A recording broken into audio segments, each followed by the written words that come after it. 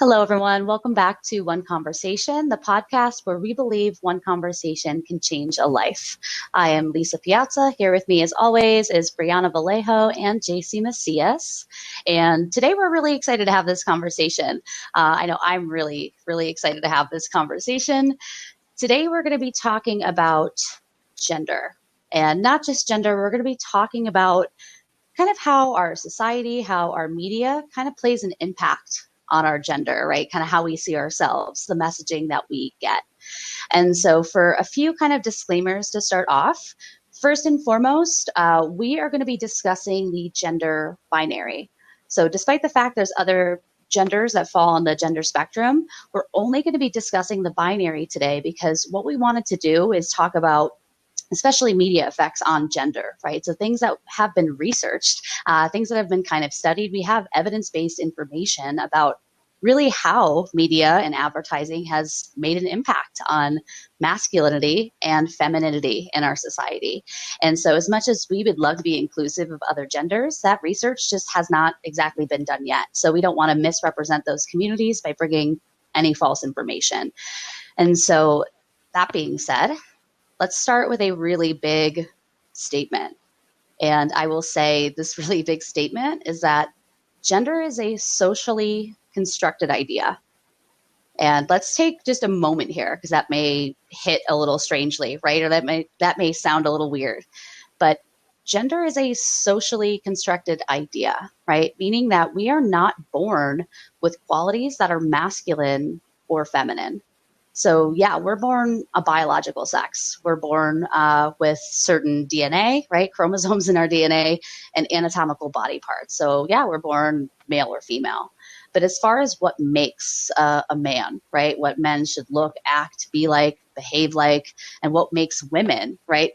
Real women or how they should look, act, and behave.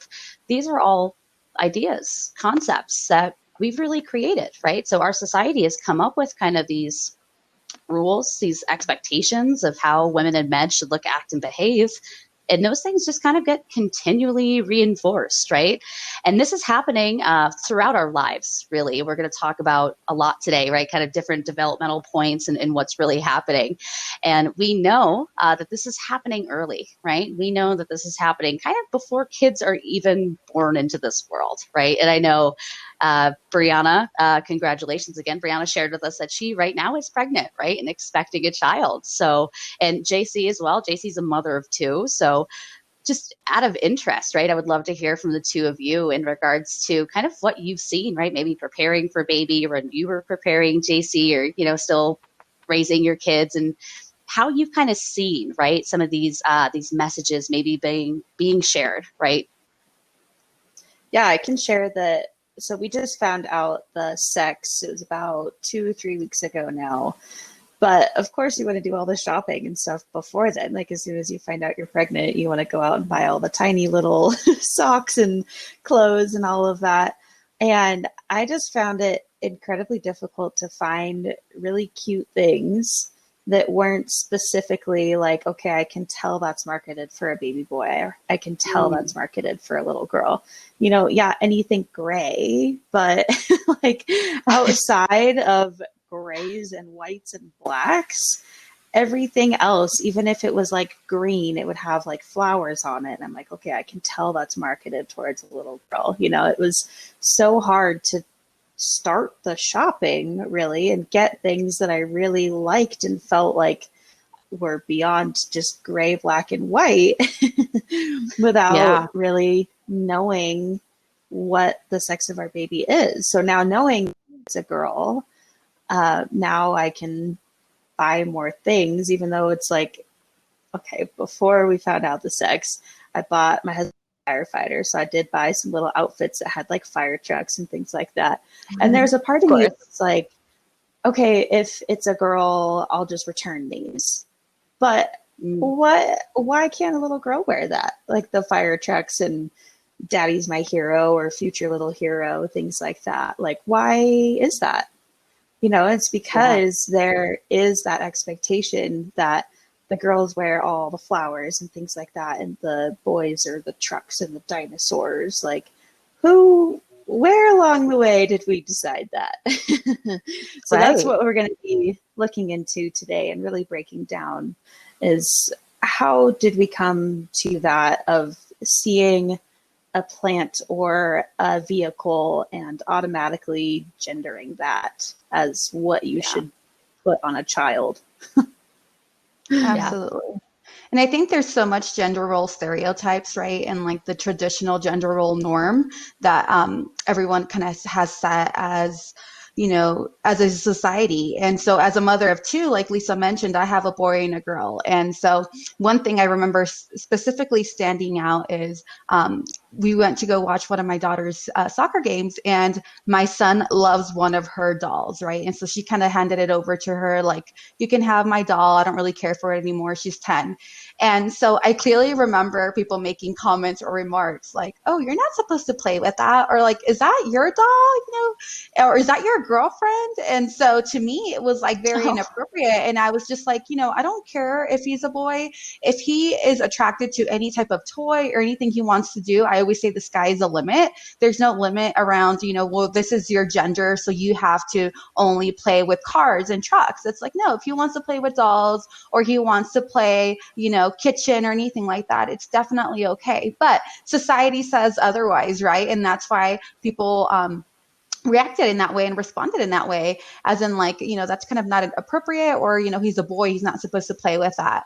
And so I just thought it was like the funniest thing, because I was trying really hard not to react and, Right. and not, in such a negative way. But I was just like, it's okay. If he's a boy, but if he wants to play with any item, he can play with it. I don't care what type of toy it is.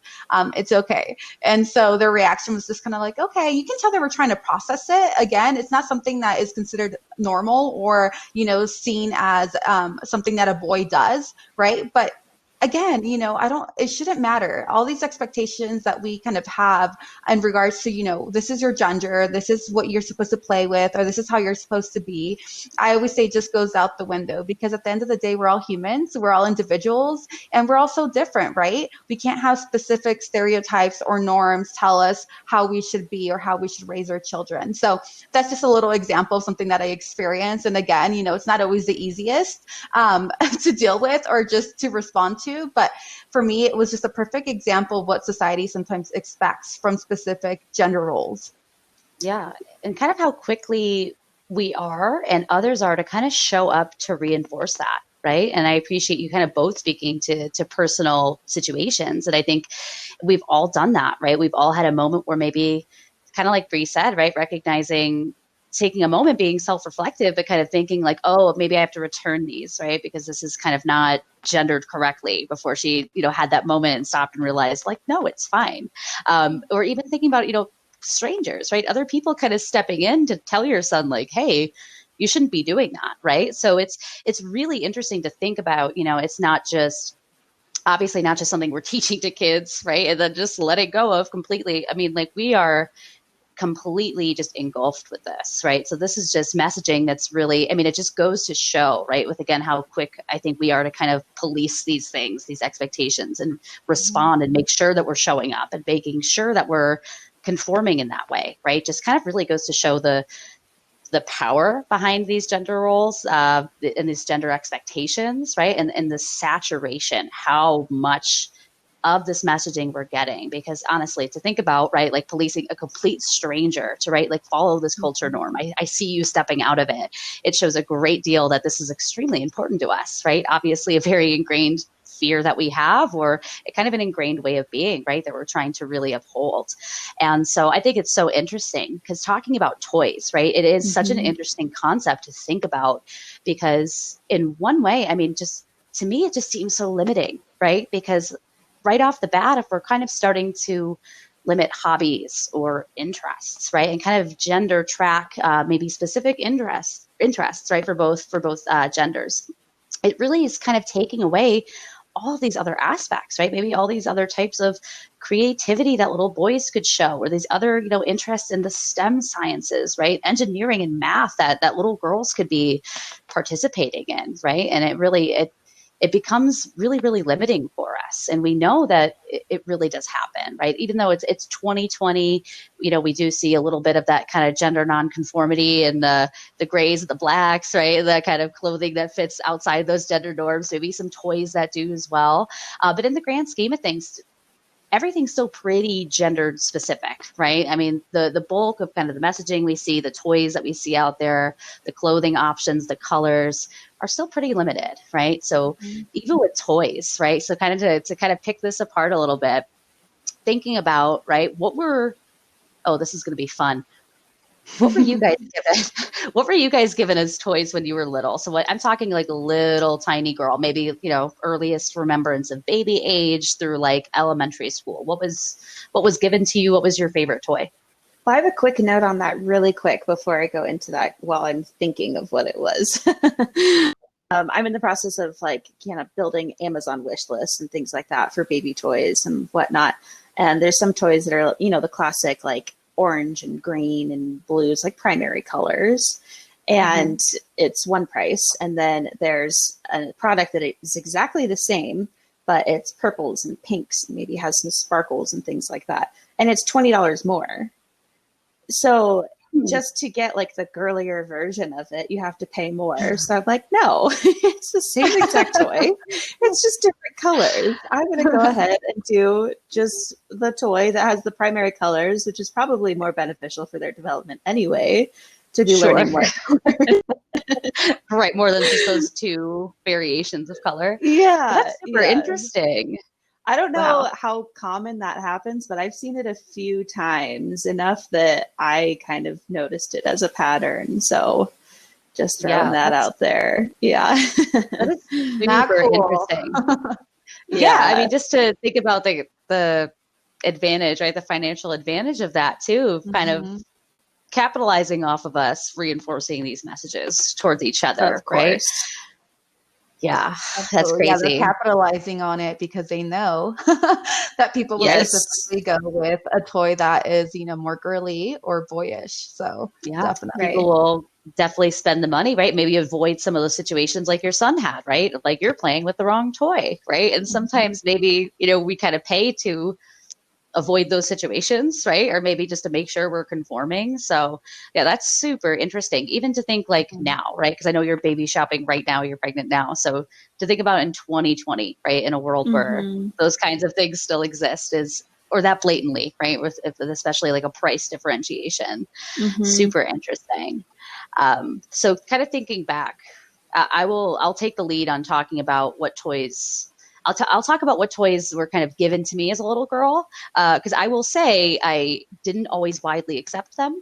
I grew up with two brothers, and I hate the term, but I will use it only for a form of that instant reference. I was known to be like a tomboy when I was little, right? So I grew up with two brothers. I was always playing sports. I wanted to be doing whatever they did. So if they were putting on football helmets and running outside, that was who I was that day, right? And so, but I'll tell you, right, and especially I think in the side of my father, right, because I was the one little girl in the family, they did try to get me Barbies and things like that. I remember getting a little kit. I don't think this was from my parents. I want to say this was like a well-intended aunt or godmother. But I got like a little kit, and it was a makeup palette. Keep in mind, I may have been 7 years old, maybe 7.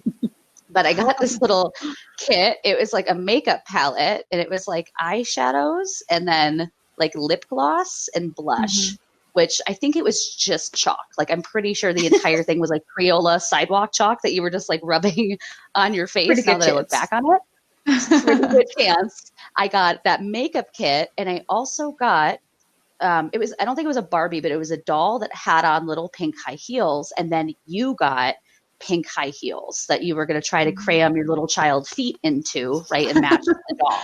And I just remember being 7 and again, being like the tomboy, right? And kind of getting this and being like, I don't know what to do with this stuff, right? Like it wasn't what I was interested in, right? So I was learning and just adapting kind of who I was and not paying any attention to like what girls are supposed to be doing, right? So I just remember being 7 and getting gifts like this, right? And just having it feel very strange, like almost like this was an image or this was kind of an identity that we're really looking for you to be. And we can kind of see that that's not your thing, right? So we see you over here kind of being different from the realm. We'll give you things to try to help you conform, right? And that all of that just confused me as a kid. I'll be so honest, right? Because it just felt so normal to me. Like, what's wrong with me playing hockey with my brothers? What's wrong with me wanting to go and run outside and not wanting to sit inside and do tea party, right? Or play dollhouse, when it just wasn't who I was, right?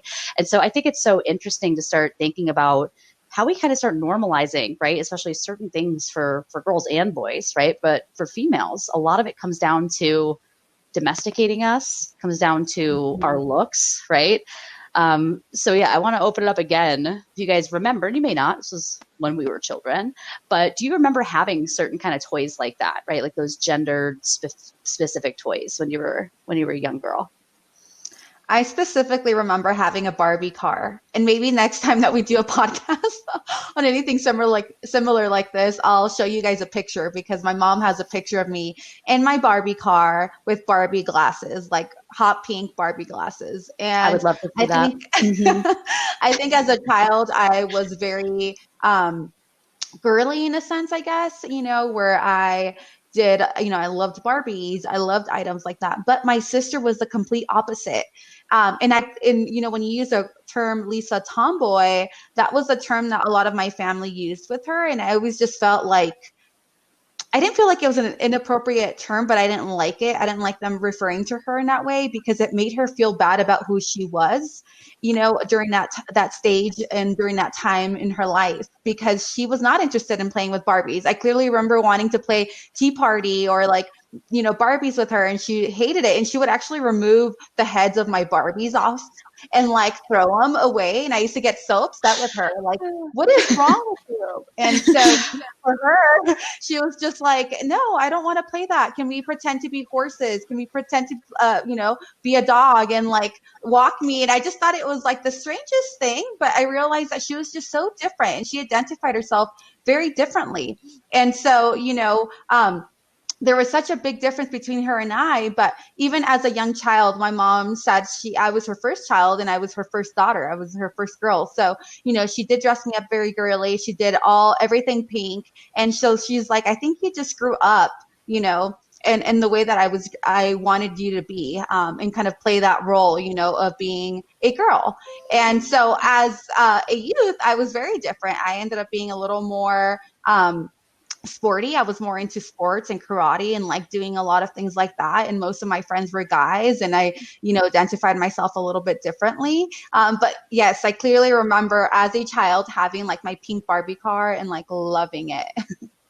We need that photo. We need the photo of yes, the Barbie car. We all do. I will definitely share it. It's the cutest thing. I'm trying to think of early on, but I did think of a story when I was in 4th grade.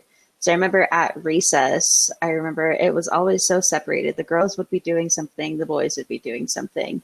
So this particular day, the girls were, I kid you not, chasing butterflies. That's how I remember it. They were just the stereotypical 4th grade girls just running around chasing the butterflies. And the boys were playing some version of a football game. And so I didn't want to be chasing butterflies. That didn't seem fun and exciting to me. So I went and played this whatever version of a football game with the boys. Reason I specifically remember this day is because I broke my arm. But that just stands out that, I could have, quote unquote, played it safe and been playing with the butterflies. But I was like, no, I'm not going to do that. I want to go play football. Ended up breaking my arm, and I haven't played football since. But I specifically remember that, okay, I have girls and boys. I have 2 choices of where I can go right now. Yeah. And I feel with the amount that I really remember from elementary school, I feel like that was so common, right? Yeah. Where it was just such a divide, right? Because in the grand scheme of things, it was kind of based on activities, right? The activities and the things that we're interested in are supposed to be opposite right now, right? There was kind of an idea of that. We're not supposed to be doing the same thing, right? So unfortunate about the broken arm, but kind of in context, I think it's at least a cool story that, hey, you went and played with the boys, right? Because I think about how often that probably doesn't happen, right? Mm-hmm. And I can even think about kind of times in my life where maybe, I got a little bit older, was really feeling the sting of you're not quite acting the way that we're expecting you to act, right? In a lot of different ways. And it could just be really challenging. I know I kept myself kind of back, right? Or started to kind of adapt or change myself because I was figuring like, if I'm going to get this much backlash from not doing the things I'm supposed to be doing, which maybe are things I don't want to do, right? Like I don't want to play dolls or, chase butterflies. I'd rather be doing X, Y, and Z. But like, it was kind of like the backlash outweighed, right? Doing what I wanted to do. I would have much rather kind of started to conform and not have to deal with the comments, right? The looks, peers maybe being cruel, or maybe adults being like, hey, girls don't play this game, right? Which kind of happens sometimes as well. So it's interesting to think about in that aspect as well, right? Sometimes there's been, I know a lot of times, right, where it's just that could keep you from kind of being who you are or going and exploring something that could be really interesting or really beneficial for you, right? And again, just kind of a huge circle back to the power of all this, right? To the power of this messaging and how much we keep ourselves really confined, right? And how sometimes it's challenging. Going outside of that box is scary, right? Because you have a lot of consequences for doing so a lot of the time. And so moving away from kind of girls' toys, right? Because again, to recap, we know that a lot of girls' toys, it's all about kind of domestication and really focusing on how we look. Really an air that we have to spend like all of our time, effort, money, resources focusing in on our looks, right? So that's a huge part of this. So this is why you see, talking about domestication, this is why we see girls, especially baby girls, right, being given baby dolls. Like as you're a baby, you're already kind of learning how to take care of another baby, which already seemed kind of weird to me, right? Always didn't hit the right way for me. But we're also giving girls, like the dollhouse, kind of learning who does what role in the house, right? How to take care of it, the kitchen set, the easy bake oven, right? We're teaching girls kind of all of these domesticated qualities, child rearing, taking care of the house. And again, at the same time, those chalk makeup kits, those awful plastic torturous high heels, right? And all of those things too. So it's really kind of, again, putting girls on this fast track that you need to put a lot of effort into your looks, right? You need to put a lot of effort into your looks. That's what really kind of your value is based in. And at the end of the day, all these other girls, they're all really doing a great job putting it into their looks because really we're all kind of competing, right? We want to be mothers. We want to have a house, want to have that family, right? And so we're kind of all competing for that, right? And the way that we educate young boys, right? And the messaging young boys are getting is so polar opposite of any of that, right? Which is really just interesting to think about in general. And then once we start to kind of pick it apart, right? We don't see the same things being really kind of highlighted for boys as important, right? It's not about maybe that relationship aspect, right? Or so much just about looks. There's a part of it that is, right? But for men, it becomes a lot more about status and power. Women may be a part of that as a status symbol, right? But there's a lot of different expectations for men, right? It's not focusing on being domesticated on what they look like. So men are getting, and same thing, right? Before they're even born, men are getting some extremely powerful messages on what it takes to be a man. And I'm talking kind of like suffocating messages on what it takes to be a man and how they should look, act, and behave as men, right? And so going to the beginning, right? Going to the beginning, baby boys, right? If we find out a baby boy is being born, what color is usually the room? Blue. Nailed it. Yes, blue, right?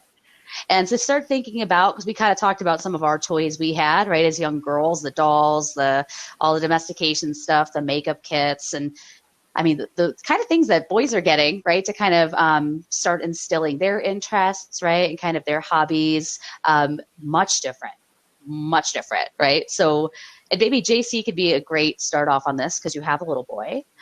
So what are some of, especially kind of more stereotypical or very masculine kind of toys? Use my air quotes on that masculine there for those who are not watching the video. What are some of maybe the more like masculine baby or toddler toys that you've seen?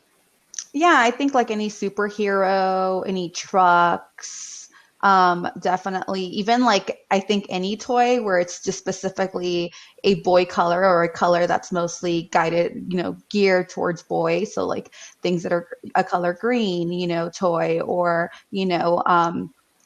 red or anything like that. Because I clearly remember once someone accidentally giving us a girl toy, and they purposely said, I accidentally gave him a girl toy and I didn't realize it.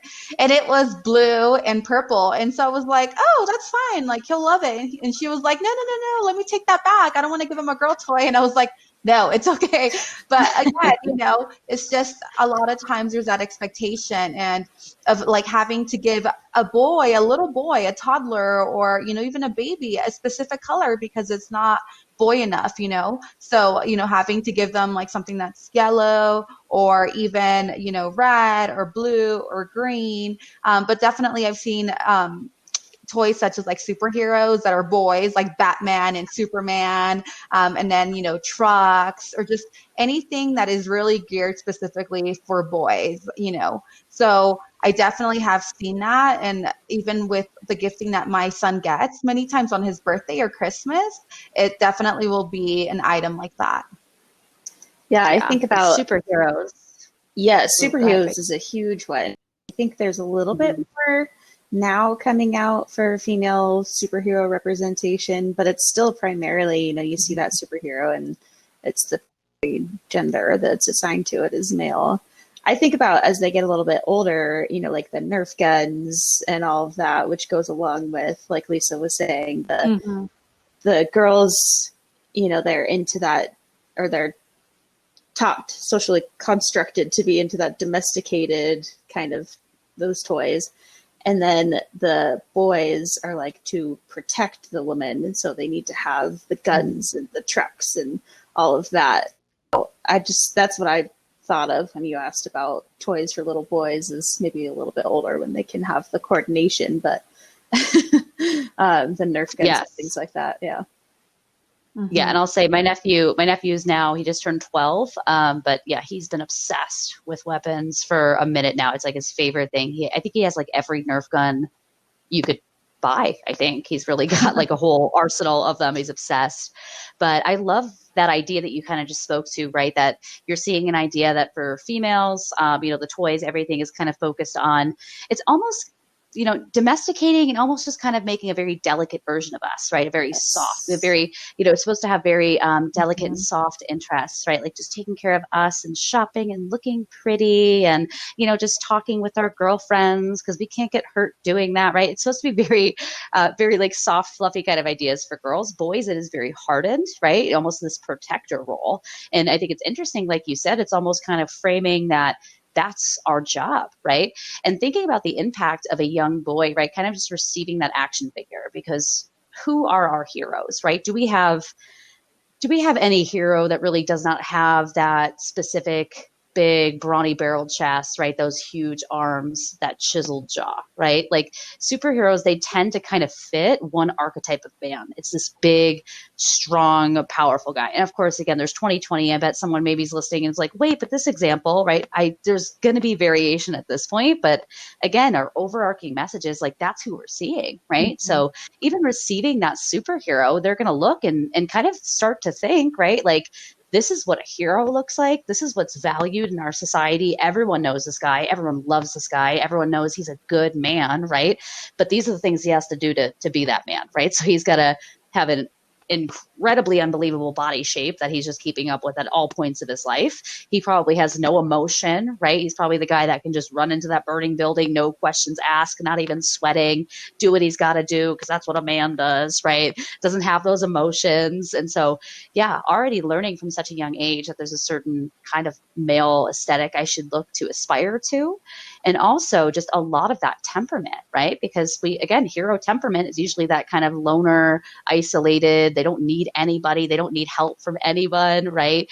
They're their own hero, and again, they're going to fit that kind of certain emotionless, hyper masculine archetype, right? And so to think about that further, yeah, boys really they're really kind of primed from a young age to start to kind of take on more of a hardened kind of character role, right? So yeah, giving them things like weapons, giving them things to kind of indulge even certain hobbies, right, that aren't seen so much for females. So giving them stuff to build with, right, because they're usually like engineering and mathematic fields, right? Those usually aren't female fields, right? So giving them Legos and stuff like that to kind of start building up with trucks and things to build, right? And doing like construction and kind of DIY and fix it work, right? And on top of that, again, these kind of archetypes of male that they should aspire to be, right? And roles that they're going to look up and try to fit into. And so again, this is happening, right? And this is just, we're talking about early childhood development. Like that's really the only kind of surface of this we've really scratched on, right? Is kind of how hard this is directed just towards young children, right? Mm-hmm. And so we know that, yeah, I mean, obviously we know this is important, right? Everyone's going to kind of tell us if we're stepping out of line. We have, ways of kind of policing each other. We have words like tomboy, right? That kind of just label people as different, mark them outside of the boxes, right? And so we know this is not only happening in childhood, right? We know this is consistently happening around us all of the time. And it has been for quite some time, right? These are just ideas that have continually been passed on. And so once we start to kind of get into adulthood, right? Maybe teenage years, or, even like young adult years, we now not only have toys and different influences like that, like parents in our lives, but now we have media, right? And media is the most powerful messenger we have, right? Mm-hmm. Media is kind of this all-encompassing, omnipresent thing. It's just dictating who we are, what's normal to us, and what's okay, right? And these messages are coming in pretty strong through media. And so I wanted to take a second here. I want to start talking about maybe some characters we've seen, right? Maybe there's some TV shows you guys are familiar with, some movies where you're kind of seeing these characters played out, right? And what we're talking about is that stereotype we've been alluding to. So that hyper masculine man, right? Or that super hyper feminized kind of, only kind of one track minded female, right? Mm-hmm. And so I'm curious as to where have you maybe, heard this in media, right? Maybe in music, or seen this in media, maybe through character roles. I think I see it very often with a lot of like famous artists that are women. A lot of times they are objectified or sexualized in just their appearance, especially because it's something that they know will attract the audience, right? And even hearing back from some of them, because some of them give, their story, or they just talk about pretty much the role that they had to step into, pretty much kind of like an acting role of how sexualized they have to be, the lyrics that they even use to pretty much attract audience, because they know that that is what society wants, right, or expects from them. And so for me, I see it very often with artists, and it kind of makes me sad at times, right? Because we know that there's so many youth and so many children that look up to these artists and want to be just like them. And they're not being respected in the way where they're being seen as an object, right? Or they're being sexualized. They're not really being seen for who they are. But you do have some artists that do that. But I just want to say, top of like my head, sometimes you'll see people like, let's think, Lady Gaga, right? Where she was very sexualized at the very beginning. And she even talks about kind of her depression and just the expectation and stress and pressure she had to just be who she was, right? This kind of appearance of like acting in a sexual way or sexual manner. And then you have also like Nicki Minaj, again, who's also very sexualized in the way that she looks, and even some of her lyrics. And again, it's due to some of those expectations that society kind of expects from them being women. Right. And then even like, I just want to give this example, not really pinning it down to someone specifically, but even like anything that's driven, like the NFL, where they know that a lot of their audience are men, right? We know women also watch football, but most of their audience is men. And a lot of times their commercials are sexualized, right? Because they know that that's what's going to attract them. And they know that that is what, society wants or expects, out of their commercials. And so it just makes me really sad. I wish that they could see women as who they are, opposed to their how they stereotype us as at times. But that's just some examples that I can think of. Yeah, and Yeah. I shared before we started that I'm not very good at thinking of movie characters and celebrities and TV shows. It's like I'll watch something and then every single quote and everything about that just leaves my mind, like not a strong suit. But you know what I just thought of, which is timely for right now around the holidays, Hallmark Christmas movies and the gender stereotypes in those. They are so predictable for a reason, because we know, but as soon as we're introduced to a female character, she's about to be introduced to this male, you know, who's going to be this love of her life, but they're going to have this back and forth, you know. And that's something that we watch every year because we know that it's predictable. It feels so comfortable for us, you know. I know that this year they did come out with a male homosexual couple, which I haven't seen that one yet, but they're starting to come around to other relationships. But that just came to me as an example of things that I've seen on TV that really display those gender stereotypes. Is, you know, exactly what's going to happen because it's the predictable and expected thing to happen. Yeah. And I think that's a lot of this, right? I think that's a lot of why these gender roles really are reinforced and passed on so strongly, because it's a way for people to feel like comfortable because it's predictable, right? We know what to expect out of each other. That makes it easier, right? And I think that's especially why once you see individuals who don't fit, right, that perfectly hyper masculine archetype of a dude or that perfectly hyper feminine woman, right? That's why you have people that kind of get uncomfortable or speak up and say something to them, right? Maybe try to correct their behavior. You know, you don't do that as a boy or a girl, right? Or just kind of feel that way, feel a little bit uncomfortable. And I think it speaks back to why we do this, right? There's an air of predictability with it. It's an air of, it helps me understand who I am, which I think is like an existential question every human is always challenged with, like, who am I, right? And I think in a way we hold on to it so strongly because it almost gives us an answer to that, right? But unfortunately, looking deeper, it's like, no, this can't be the answer, right? Like this could never be the answer because really we're trying to limit people in these two boxes, right? And so to kind of dive back in again, you know, for men, what we're really expecting out of men, right? And again, this isn't me and Brianna and JC, like opposite, right? Like not us. This is, we're talking about society's expectations, right? But society's expectations, what, you know, the messaging is for how men should look, act, and behave. Number one on that list goes to emotion, right? Men should not have or express emotions.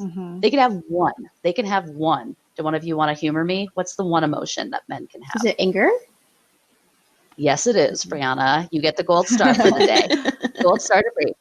But men can be angry, right? That's the one emotion, because men, they can be angry, especially if they're trying to show their dominance, right? Kind of prove maybe who the bigger man is, get what they want because they deserve to get what they want, right, in this life. And you can just go out and take it, right? And so anger is really widely accepted, especially again for maintaining private status, right? Or maintaining that character and who they are. But other than that, men are asked to be really emotionless. And so that's why, especially when I'm teaching this to high schoolers, I always say that, you know, there are a lot of people that maybe fit into these boxes a little bit just like with who they are, right? There may be some guys that kind of do look this way and kind of have these interests like naturally, right? It's kind of hard to say whether or not media is not influencing them, right? Because it's always around us, but there could be people that have those interests, right? And same thing with women. There's a lot of women that enjoy kind of fitting that hyper feminine archetype, right? They like dressing up, they like doing their makeup, they like having those hobbies. But outside of that, right, there's a million other variations of people. I know even just like as one woman, right? Like there's some days where I like to get a little bit glammed up. There's other days where I don't, right? And that's fine. It doesn't make me any less of a woman on those days where we're not dressing up, right? But again, I always tell them, you know, these are just two boxes. These can't be who we are, right? It's impossible. And especially for the young men, because even if you do have these interests, look and kind of act like this guy, you have emotions. You're a human being, right? Unless you are a diagnosed kind of psychopath, right, or sociopath who is lacking that human empathy, everyone has those human emotions, right? So there's no way you can fit into that role, right? And for women, especially when the images that we are being shown, right, because we know women's focus is more so about looks, right? Men, it's emotionless. Women, it's look perfect, to show up and be perfect. But the images we see, they're fake images, right? So we know that we can't even add up to this. And so I think it's, an especially important conversation to have with young people, right? As much as this may be kind of a little bit of who someone is in their own way, it's still these boxes, we can never be them, right? And so to think about men as these emotionless creatures who think about women in really derogatory, really unhealthy ways that treat women like objects, right, or status symbols, that only care about certain things in their life and nothing else, right? Limiting and insulting. And same thing for women, right? To think about women as just these really insecure, and I'll make a point here. I think in a way we're brought up to be fundamentally insecure, right? Like we know everything we're seeing. There's no way we can be that, right? But to just think about women as vain, insecure, all we care about is gossip and shopping and our looks, and we can't control our emotions. Again, insulting and limiting, right? And it's wild to think about because these are the overarching messages. And, some other, to go back kind of to that characters that we see. I remember I grew up, right, in my air quotes tomboy house, right? My brothers, we watched so much action movies, right? And I think back, and now I still love these movies, but I think about like how much they play a part, right? And really sending these messages, right? The kinds of male roles and role models I saw in that movie. And I think about now, how my brothers kind of view themselves as men, right? And how much of that messaging they definitely took from a lot of these role models, right? It's super interesting and it's really everywhere, right? We have it in influencers. I think the Kardashians are a great example of that kind of hyper feminization, right? Always kind of focusing on looks and what's current. We have those kind of the superhero action figure types, right? Or those action movie guys. And so it's really kind of depicting one way for us.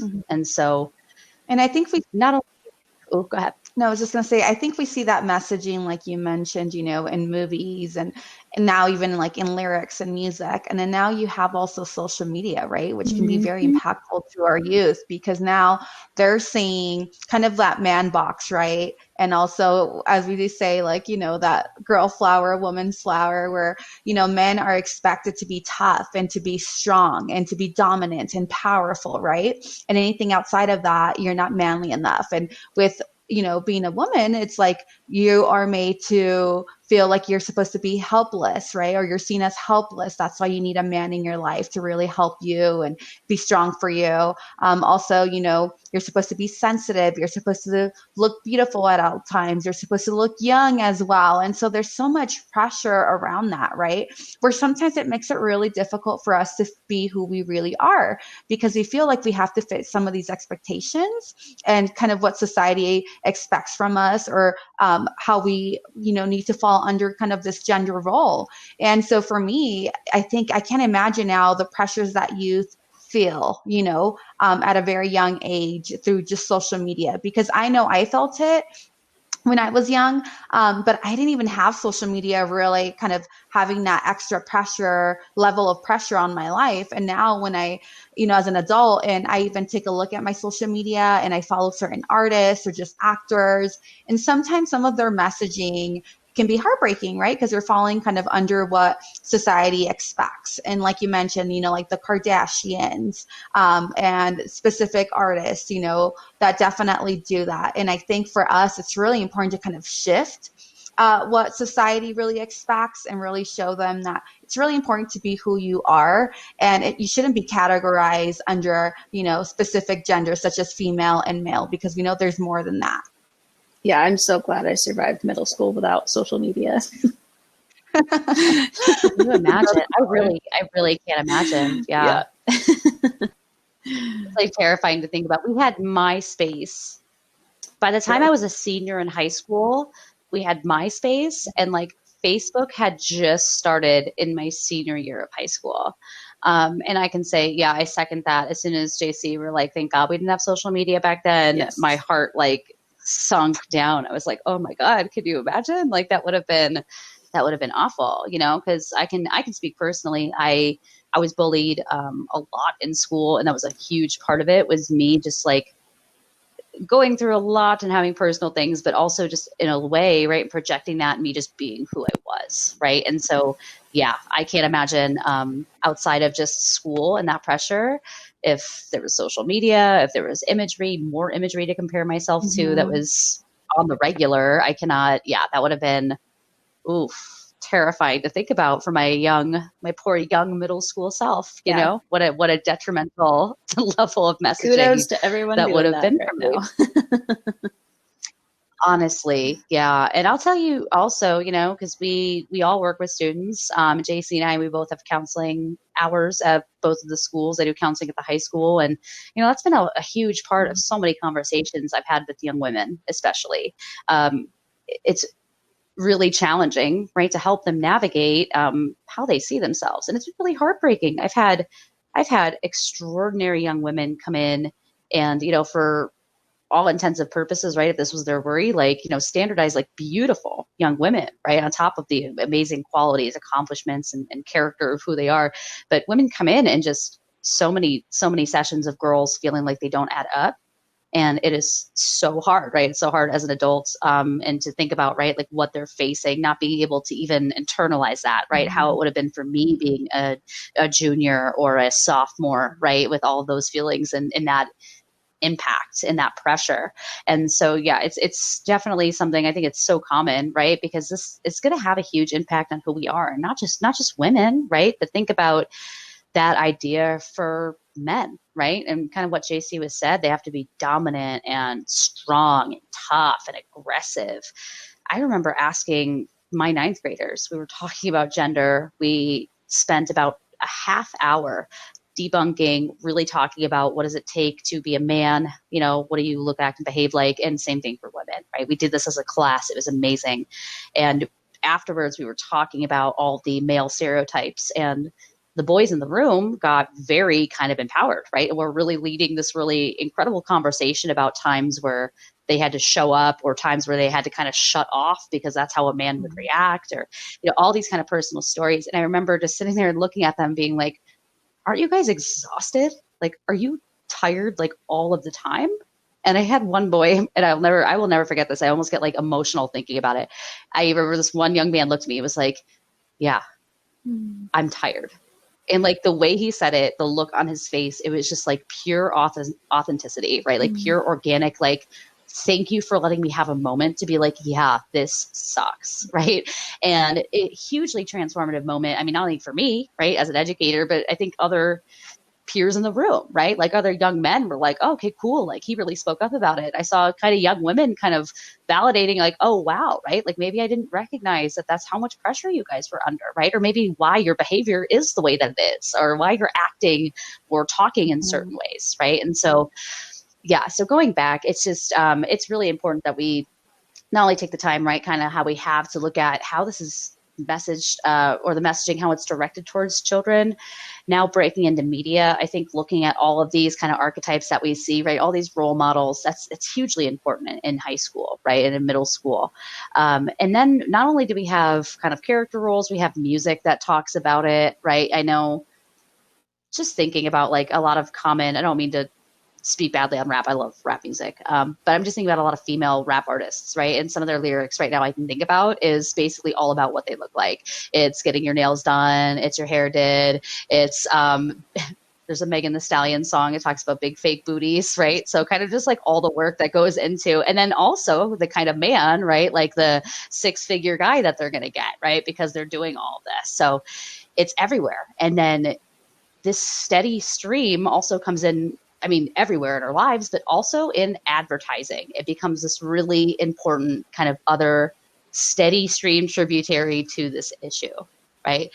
And I'm going to start by saying this is a quote from Jean Kilbourne. Jean Kilbourne is a woman that's been studying the effects of media and gender for now over 60 years. This woman is a pioneer. She is incredible. But she's been especially studying advertisements because she's known for 60 years that advertising has a really kind of detrimental effect, especially on women, but just on spreading these messages in general. And when she talks about advertising, she uses this quote. I want to quote her directly because I think it's really important to understand this and really powerful. But she says, advertising affects us all. So look at me misreading the quote right off the bat. Advertising affects us all. Ads sell more than products. They sell values. They sell images. They sell images of love and sexuality, of success, of normalcy. Mm-hmm. To a great extent, ads tell us who we are and who we should be.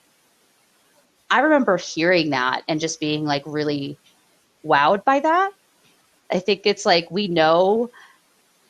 see ads all the time. We're so used to them that I felt like in that moment, I didn't really understand how much power ads really had over me until she said that, right?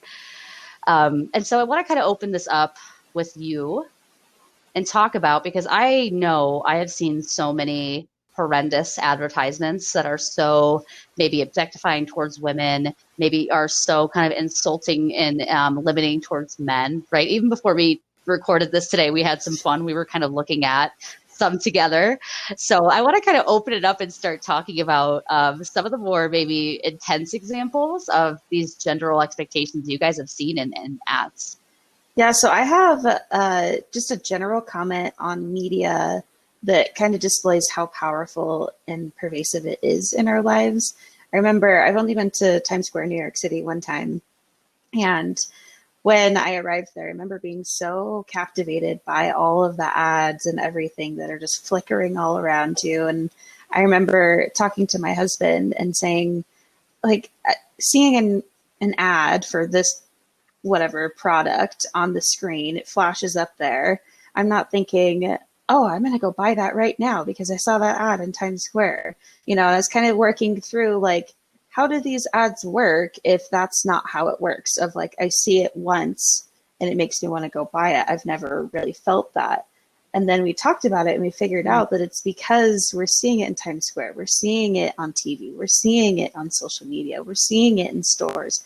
We're seeing it all these different ways. Some of the ways subconsciously too, right? You see a logo or something and it's that overall, like you're so exposed to it everywhere that eventually makes you more familiar with that product and then makes you want to buy that product. So it's not just that one ad in Times Square. It's the fact that it's that one and the other one and the other way we see that and the other way we see that. It is everywhere. So that was a huge realization for me because I had never really had that conversation with someone else or even with myself about how ads really work like that. And then just the fact that, you know, when we see commercials on TV, and a lot of commercials will have those jingles that go along with them. And I'll find myself, you know, going around doing whatever around the house and the TV's on. And then that commercial comes on and I'll like hum along to the tune, you know, finish the jingle. And I'm like, what just happened? I didn't set out to learn that, you know, but it's again, that overexposure of it's in my head so many times that I can just finish the jingle without ever setting out to want to do that. Yeah. And that's a pretty incredible effect that happens. So, and looking at it closer too, and I talk about this with my high schoolers, and especially when I'm talking about violence, right? This is not a huge segue set aside. We have talked before about how violence is a learned behavior, right? Something that you could intrinsically kind of learn because you're exposed to it. And so what I'm teaching that concept, and the same thing, I can apply it here, right? Of kind of maybe hearing something, you don't think you're learning it, and boom, you're singing the jingle, right?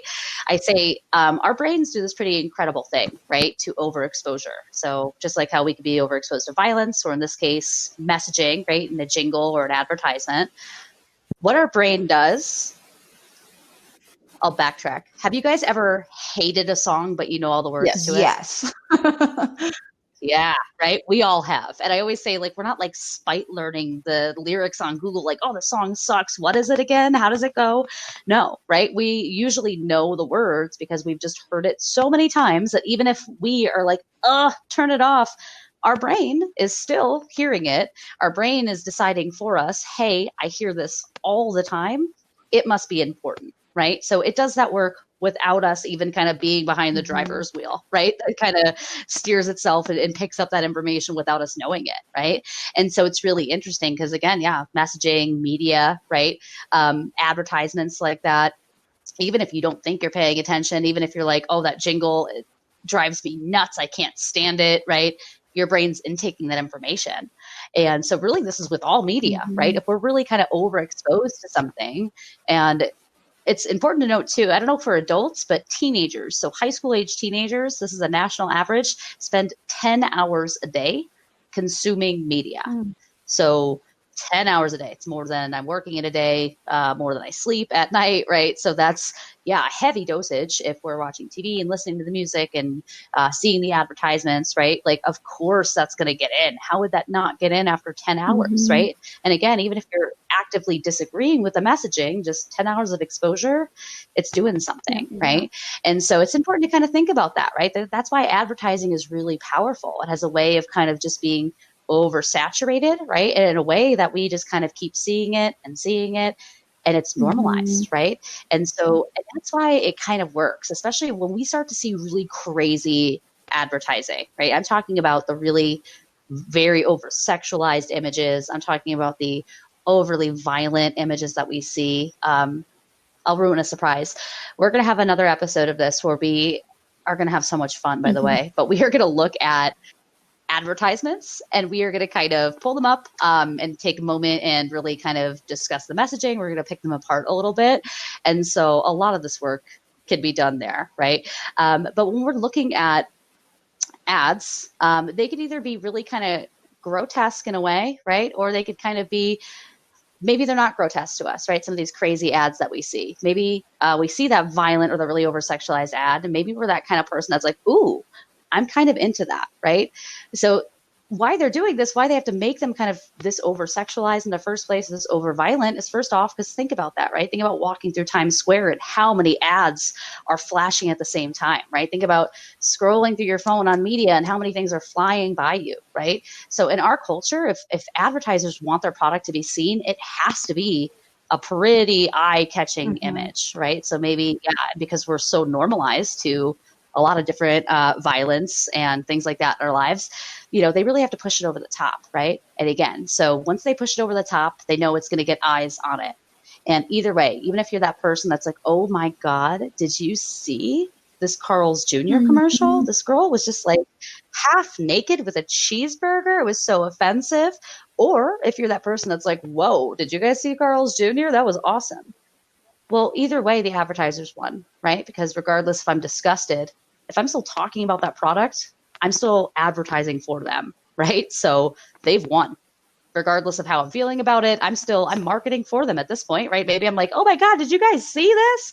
And now I'm like showing people the product, right? And so it's a really kind of sad catch-22. Again, these are concepts of normalcy, of, kind of concepts of things that make us comfortable, right? Because there's expectations that we can kind of rely on. And now at the same time too, we know that no matter what and how we're going to kind of get these messages to you to kind of get you to buy stuff, right? No matter how these messages are going to land, it's going to be effective, right? And so it's this really kind of all-encompassing kind of well-oiled machine, right? Of us receiving these messages and really making sure that we kind of hold ourselves to these boxes, right? That men pretty much reject what is feminized, don't put value in things that are feminized. For some reason, relationships and caring and certain colors are feminized, right? And on the flip side, for women, there's things that you cannot kind of be, you can't like emasculate or become masculine yourself, right? And so, especially in advertising, it becomes really important because we're a consumer culture. If they want us to buy stuff, right? What a great thing to do. Tell us we're not good enough, right? Tell young women and girls that we're not pretty enough, that we're not skinny enough, right? Tell those guys that, hey, you're not getting all the girls out there like you're supposed to. Well, here's this Axe body spray, right? And apparently, according to Axe, if you spray that body spray on, girls come like running over the hillsides to come and get you, right? That was actually an Axe commercial, by the way. I'm not even making that up. And so it really kind of breaks down, right? Again, it's concepts of normalcy. It's things we're comfortable with. And then it really is going to create some really good little consumers, right? Because especially women, right? We're taught to spend every amount of time and energy and money into what we look like, right? Lisa, and so, I have a real life story and experience that I want to share. Bring it. So I don't know if you guys are familiar with Kylie Jenner and her makeup line. So I've always been getting a little personal. I've always been really insecure about my lips because I always felt like my upper lip is really small. And so I clearly remember her stating in one of her shows with the, Keeping Up with the Kardashians, that her lips were bigger because of the way that she did her lipstick and because of her makeup line, right? And so me over here, I totally get lured in, and I was like, oh my God, like I'm going to try her lipsticks. Like maybe that's what I need, right? Because I don't want to do anything to my lips. I'm not trying to get lip fillers or do anything like that. Not that there's anything wrong with that, but that's just not something that I like or prefer to do. And so I went and bought these lipsticks thinking that my lips were going to look a lot bigger, right? And I clearly remember having this conversation with my partner because he thought it was like the silliest thing. Because he was like, why are you spending so much money on makeup for your lips? And I'm like explaining to him how it's going to make my lips look bigger and how like Kylie Jenner did it. And he was just like, you do know that she got work done, right? Like she got lip fillers. And I was like, no, she did not. It's her lipsticks. Like, that's why it's so good. And like, that's why she's making millions off of it. And he like literally showed me the article of like, her actually confessing that she got her lips done because she was really insecure about it. And I was just so mad. But we literally had we had a full-on conversation about how most of her advertisement, so all her ads, even though she's doing it's makeup that goes on your face, it involves her body. And it's very sexualized, right? Where she's like wearing really tight clothing or she's barely wearing any clothing, but that's how it sells because we know that that's what society kind of expects, right? And wants. And so I was just like, honestly, I just had a moment where I was like, so angry. I was just like, I feel lied to. And we had a conversation around how, there's all these expectations that we have, like just being a woman, like you have to look beautiful and everything has to look perfect and you need to look thin or you need to have a specific, body shape. And sometimes even as an adult, those stressors are real and like that pressure is real. Right. And I obviously fell right into it. So I just wanted to share that because I was like, you know what, I'm an adult and this happened to me. And I was a little ashamed and upset during that, when that happened. But it was really a learning lesson for me. As in, you know what, JC, be happy with what you have. Just because, big lips are in right now or Kylie Jenner, made her lips bigger does not mean that, you need to feel like your lips are not good or need to be bigger or you need to do anything or purchase anything specifically to make them look bigger, Yeah. Yeah. And that happens all the time. There's a million products. There's a million products with a million guarantees for women, right? Because it becomes so important because that's what's going to sell because she knows that that's the idea, the concept that young women are really holding on to and aspiring to be, right? According to the gender role she's following, she knows young girls are following. And at the same time, right? Like that's what men are validating. That's what men are kind of going off and and it's not to say that these women aren't attractive women. Like, oh my gosh, like, of course they're beautiful girls, right? But in one hand, right, kind of holding up this idyllic image of beauty, this very unrealistic idyllic image of beauty, right? Because there may be work done or just Photoshop and image editing that we don't get to really do, or that, a lot of people do have access to at this point, really in the grand scheme of things, right? There's a lot of apps where like you could change the way you look, right? But it plays both ways, right? It speaks to kind of what men are looking for out of women. It speaks to what other women are looking at other women to kind of look like and be, right? And that standard that they're placing. And the same thing happens the other way too, right? I think like men get really reinforced in that role of that bad boy, right? Because women validate that. That's what women are like into, is that bad boy posturing, right? Like, and so thinking about that, right? It's funny to think about a moment of like you and your boyfriend really like dismantling this, like, honey, like this isn't real, right? But at the same time, like we both have we both have those specific things going on, right? And we both have ways that we both continually reinforce it, like with each other, which is really interesting to think about, right?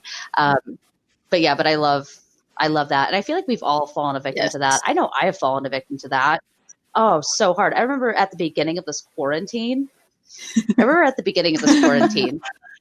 remember like, and it was like, I like wasn't trying to go to the store. Like it was really like, if I go to the store, it's like, I have to go, right? I have nothing more in my house. But I remember even at first, right? Like back in the old days, I was like feeling pressure, like, oh my God, like, but like, I don't have any makeup on because I've just been like sitting here, or like my hair, like I'm not, I haven't gone anywhere. So like, oh, I can't just go to the store. I remember like the first couple times, like even though I have a mask on, right, like still like doing my eyes and stuff to like go to the store. The funny part of it now is like, now I'm dressed up because I'm like recording here today, but like now me rolling to the grocery store is like, ha ha ha, right? Like if like I have like a half up on, I'm like, I don't care anymore, right? And I was thinking about how, when it was especially like right at the time where we were going out all the time and going to work right before we kind of had this like at home order, we're getting really used to just being at home. Like I felt that pressure, right? If I didn't have that makeup on, or if I didn't like have my hair done, even if it was something so stupid, like literally running into the store for one thing, there'd be times where like I felt like, oh no, I have to take a second though and just like, even just do my lashes, right? Or even just like braid my hair or do something, right? Because I can't show up like this, which is crazy, right? And I can't imagine. I know I have so many men I'm close to in my life, right? Like my old roommates are guys, like my brothers. I have a lot of close guy friends. I know none of them would ever have that thought. I know none of them would ever have a thought like, oh, I just got to run to the store really quick. Well, like, oh, like, let me like change and like, let me like throw some gel in my hair. Like none of them would be thinking about that, right? Like at all. And so, yeah, I think we all feel that pressure. I think there's a million ways we feel that pressure, right? Because again, we share it with each other. We share it with others. If we don't see guys kind of acting that way, like we're really quick to call guys out, especially as girls, right? And same thing as women. We are really quick to criticize other women, right? For how they look, for what they're doing, talking about their weight, talking about whatever it is, right? And so to kind of think about this, because again, I mean, this is already a longer episode. We could spend hours and hours talking about this, debunking this. We're going to take a whole other episode to do that. But to kind of just start wrapping it up here today, because there's really no one way to fix this, right? There really isn't. We think about it again, it comes down to consumer culture. It keeps us buying products to kind of fill the roles. It's normalized and kind of comforting to us to have these little boxes that we're supposed to be in, right? And guiding us and telling us who we are. And it's all saturated throughout our media in every way, shape, and form, directed at every age group, right? And so to get rid of this, I mean, it would be huge. It would be a complete top-down, total societal shift. It would have to start with the media messaging that we're shown, right? It would have to be complete reconfiguration of how we dictate men and women and how the roles that they play, right? And how we project and show different roles that they play. It would take, advertising and marketing and companies that are selling things to us, right? To kind of change their marketing, their advertising, their ways, which, let's face it, that's a lot to ask for them, right? They'd be missing out on a whole lot of money.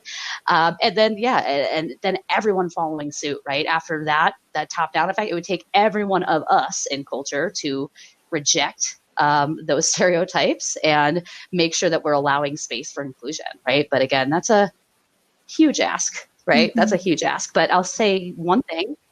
I think, to not have it be such a grim look, right? Because there's chance for change. It comes down to, even though it takes the whole society, even us as individuals, right? We can start to create an impact. It's about even you being here today and being part of this conversation and listening to this. And maybe this was the first time that you kind of took your lenses off, right? I remember before I really learned about this, it's such a normal part of life that like I didn't really even recognize it was happening, right? Like there was ads that maybe I could see sometimes that are like, whoa, that's a little graphic. But until I really like had these conversations, I wasn't like, oh my gosh, like the level of objectification or like this, right? Or these messages are so limiting. Like, again, it was just what life was. And so to a lot of us, that might be where you're at right now. Maybe this was a really eye-opening conversation and the first time that you're kind of seeing it through these different lenses, right? Of like, oh, wow, this is stuff that we created, right? And so just being here, talking about it, understanding it. I know, there's a lot of people that do work in this. There is a young girl, this was about 10 years ago, but there was a young girl, wasn't even 17 yet, but she petitioned to 17 magazine to limit their use of Photoshop in their magazines. And she had a huge following, got petitions signed with like thousands and thousands and thousands of signatures, created kind of a following and a fan base, and they did it, right? It's like 17 responded and said, you're right, we need to be more empowering for young women, right? So there's work being done. It's a slow progression, but just you being conscious, right? You being conscious in how you talk to other people, what you expect from other people, the expectations you're putting on yourself, right? If you have kids, especially thinking about those moments JC shared at the beginning, right? And navigating, the kind of toys maybe they'll like, and maybe it's not going to assign to their gender. Maybe people will have things to say on that, right? And how you navigate those conversations.